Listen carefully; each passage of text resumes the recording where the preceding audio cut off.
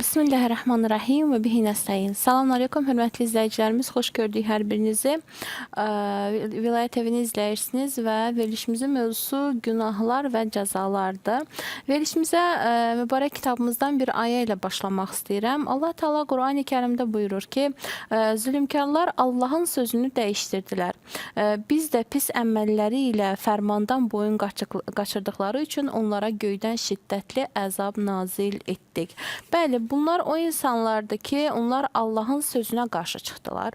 Allah onlara düzgün yol göstərmək istəyəndə onlar bu deyilən sözləri ya başqa yerə yozdular, başqa cür təfsir etdilər özləri üçün, ya da özlərinə görə başqa yol seçdilər.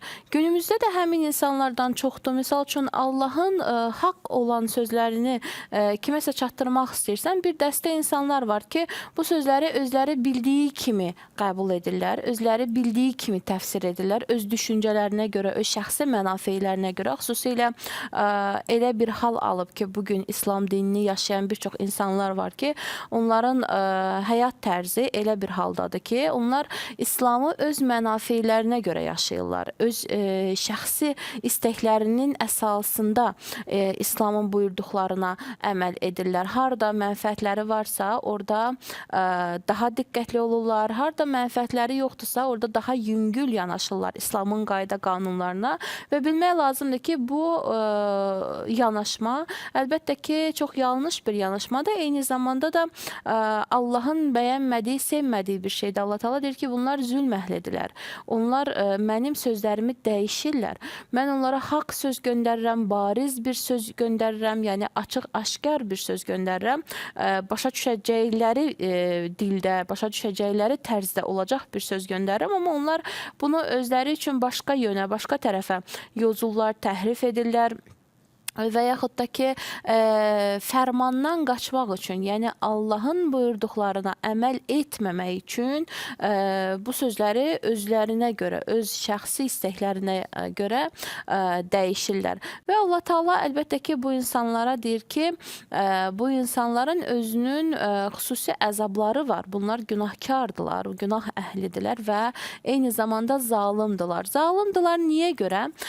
İnsan Allahın sözünü dəyişəndə Allahın ona buyurduğu açıq-aşkar olan bir söz var. Allahın bu sözünü dəyişib başqa tərəfə bunu öz mənafeyinə görə yönləndirəndə, əlbəttə ki, burada ən birinci özünə zülm eləyir. Öz bəndəçiliyinə, öz belə canına deyək, öz belə dünya həyatına, axirətinə, özünə birbaşa zülmü eləyir və eyni zamanda bu rəftar cəmiyyətdə də təsir qoya bilər, eyni zamanda cəmiyyətə də zülm etmiş ola bilər və ən önəmlisi, ən şiddətlisi və ən dəhşətlisi onu yaradana qarşı çıxır. İnsan əgər Allahı tanımasa, əlbəttə ki, ona qarşı çıxmaq da çox asan olur. Burada Allahı tanımaqdan danışılanda söhbət Allaha iman gətirməkdən getmir. Allaha ibadət etməkdən getmir. Allahı tanımamaq bu demək deyil ki, kafir olmaq deməkdir. Çünki biz kiməsə deyəndə ki, Allahı tanımır, o dəqiqə zehnimizə bir kafir gəlir. Yəni bir kafiri canlandırırıq və biz bir adam üçün deyəndə ki, o Allahı tanımır, yəni biz deyirik ki, o Allaha iman gətirməyib. Allahı tanımağı biz iman gətirməkdə görürük. Allahı tanımağı biz ibadətdə görürük. Yəni bir insan Allahı tanıyırsa, mütləq onun namazı olmalıdır. Bir insan Allahı tanımırsa, deməli o namaz qılmaya bilməz. Bu kimi müqayisələr olur, amma əslində Allahı tanımaq bu demək deyil ki, sən ibadət əhlisən. Çox ibadət əhli ola bilər ki, heç Allahı düzgün tanımayıb. Bugünümüzdə o İmam Əlinin də dediyi söz var, deyir, belimi mömin kimi, dindar kimi görsənən möminlər sındırdı belimi. Yəni, çox belə din əhli var ki, mömin kimi görsənir, dindar kimi görsənir, amma əslində heç bilmir kimə ibadət edir. Çox belə tanıdığımız din adamları var ki, əzəldən olublar əlbəttə ki, təkcə bugün çıxmayıblar üzə. Bu tarix boyu bu insanlar var. Yəni bir dəstə insanlar var ki, onlar tarixin əvvəlindən olublar ta axırına kimi. Bir çox insanlar var ki, onlar ibadət edirlər, amma bilmirlər kimə ibadət edirlər. Tanımayıblar. Bilirlər Allah, eşidiblər Allah var, Allah yaradıb, Allah bizi yaradıb. Bu kimi şeylər eşidiblər. Bunlar da çox dillərdə əzbər olan cümlələr olduğu üçün bunu hamı bilir. Amma həqiqəti bilmirlər ki, Allah kimdir? Allahı yaxşı tanımayıblar. Allahı tanımaq əslində ibadət ilə də əlaqəli deyil. İbadət ikinci mərhələdədir. Birinci mərhələdə Allahın özünü tanımaq lazımdır. Hədislərdə buyurulur ki, Allaha ibadətin birinci mərhələsi onu tanımaqdır. Yəni öncə, hər bir şeydən öncə, namazdan da, orucdan da, digər vacibatlardan da öncə gələn bir şey var ki, Allahı tanımalısan. Sən bilməlisən kimə ibadət edirsən. Sən bilməlisən kimin fərmanına boyun əyirsən, kimin fərmanını qəbul edirsən, kimə eşitdik və itaat etdik deyirsən. Sən bunu bilməlisən. Sən bilməlisən sənə kim deyir filan əmələ yaxın getmə, filan əmələ yaxın getsən böyük günahdır, haram işdir, özünü günaha salmış olarsan, dünya və axirəti məhv etmiş olarsan. Sən bilməlisən bunu səndən kim tələb eləyir, bunu səndən kim istəyir. Adi bir halda deyəsən ki, hə filan şey eləmək olmaz. Yaxşı deyə günaha yaxın getmə, əlbəttə ki, yaxşıdır. Amma bilməlisən niyə yaxın getməməlisən? Kim səndən bunu istəyir? O sənə günaha yaxın getməməyi əmr edənə sən əmr edənlə xüsusi bir tanışlığın olmalıdır. Bilməlisən o kimdir? Və hədislərdə buyurulur ki, birinci mərhələsi onu tanımaqdır, ibadətin birinci mərhələsi. Namazın da hər bir şeyində önündə gəlir Allahı tanımaq. Allahı tanımasan namazın nə mənası var? Namazı nə üçün qılırsan? Allahla münacət edirsən, söhbət edirsən, danışırsan. Namaz Allahla söhbətdir. Eyni zamanda Allaha bir təşəkkürdür. Bəndəçiliyin ən xırda bir belə də vəzifə deyək, buna nə deyək? Bizi kimi insanlar əlbəttə ki, namaza vəzifə kimi baxırlar, amma əslində bu vəzifə də deyil. Bir məsuliyyət mi deyək, nə deyək buna? Xırda bir şeydir. Yəni, ən belə xırda bir şeydir ki, insan namaz qılsın, Allaha bu namaz ilə yaxın getməyə çalışsın, Allah ilə söhbət eləməyə çalışsın, Allaha bu namaz vasitəsindən təşəkkür eləsin ki, ya Rəbbi, çox sağ ol, mənə bu cürlə nemətlər vermisən, məni sağlam qərar vermisən, bu sağlam cisimdə qərar vermisən ruhumu və yaxud da sağlam deyilsə də başqa bir nemət var, ona görə təşəkkür edin və s. və ilaxır. Amma bunun önündə dayanırsan, o təşəkkür elədiyi tanıyasan. Allahı tanıyasan.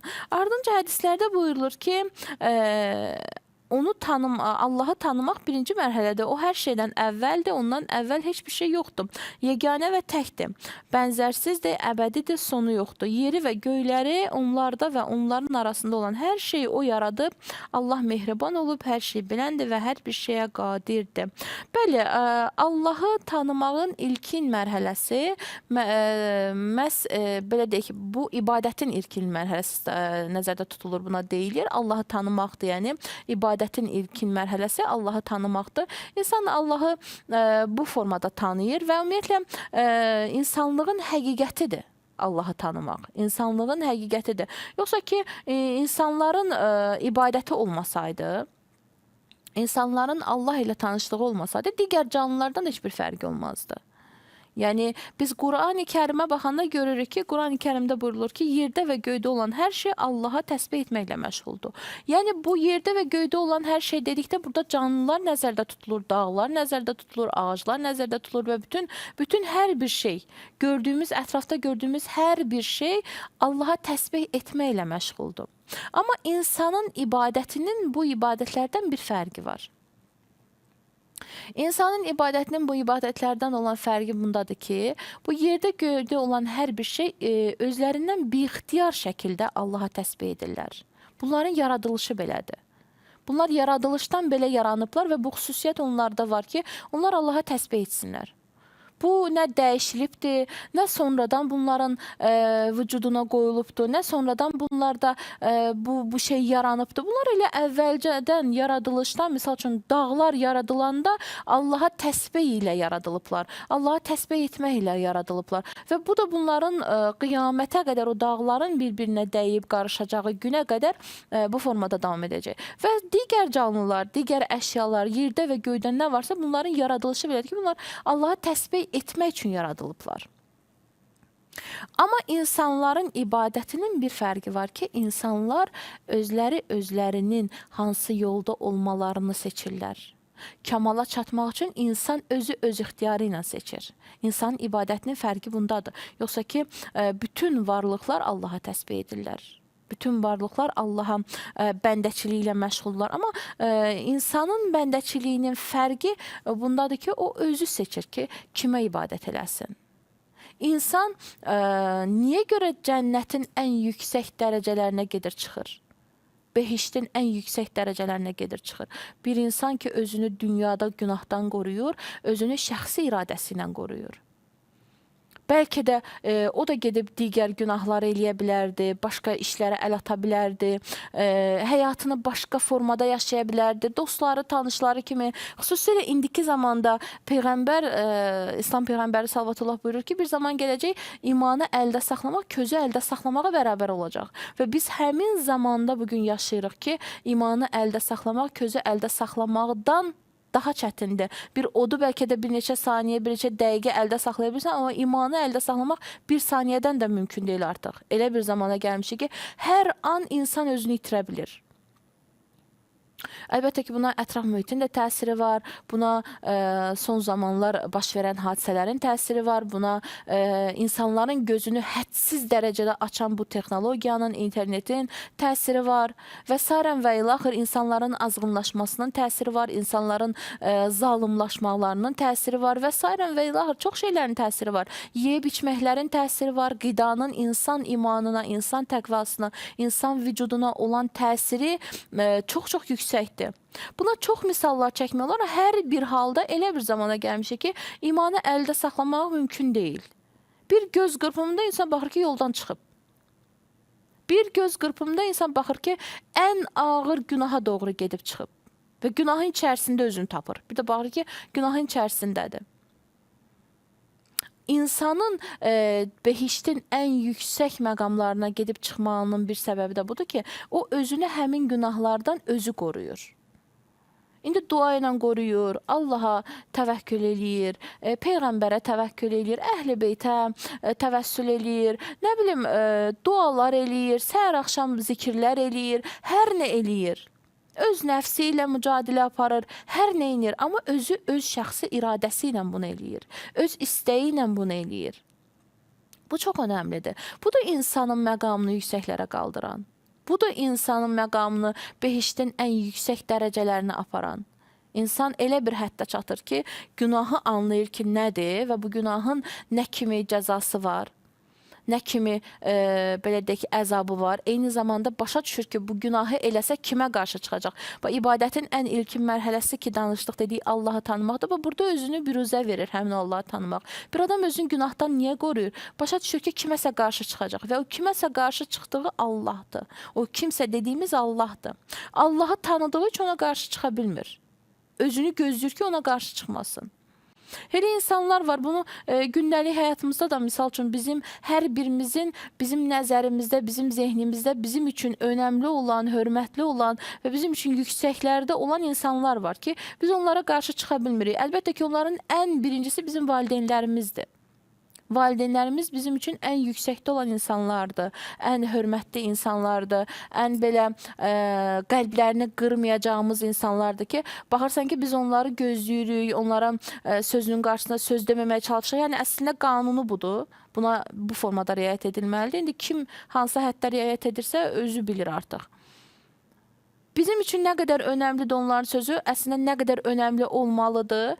Ona görə biz gözləməliyik ki, onların xətrinə dəyməyək. Onlar bizə nəsə deyəndə canla, başla əməl eləyək. Allahı da tanıyanda insan bu formada olur. Özünü rahatçılıqla günahdan qoruyur və elə bu günahdan qoruması, şəxsi iradəsi ilə günahı deyil də savabı seçməsi, yaxşı əməlləri seçməsi onu aparır, çıxardır behiştin ən yüksək məqamlarına ki, bu da bütün möminlərin arzusudur və istəyidir ki, məsələ behiştin yüksək məqamlarına gedib çıxsınlar ki, Allah Taala bütün bizlərə də günahdan uzaq durmağı, eyni zamanda da Allahın o behiş nemətlərindən yararlanmağı nəsib etsin inşallah. Bəli, dəyərli izləyicilərimiz, verilişimizin vaxtı məhdud olduğu üçün artıq verilişimizi sona çatdırmaq məcburiyyətindəyik. İnşallah növbəti verilişimizdə elə bu mövzumuza davam edəcəyik. Amma hələlik sizlərlə sağollaşıram və sizləri Allaha əmanət edirəm. İnşallah növbəti günümüzdə, növbəti verilişimizdə görüşmək ümidi ilə. Sağ olun, uca Allaha əmanət olun. Assalamu aleykum və rəhmətullahi və bərəkatuhu.